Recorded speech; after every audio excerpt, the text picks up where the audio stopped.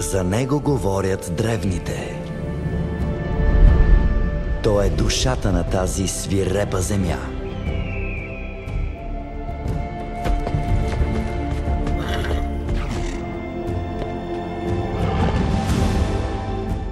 То се носи с вятъра.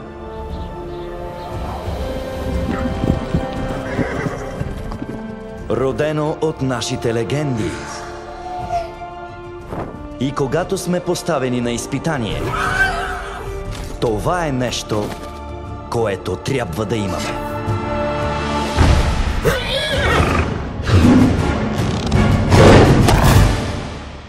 Храбро сърце.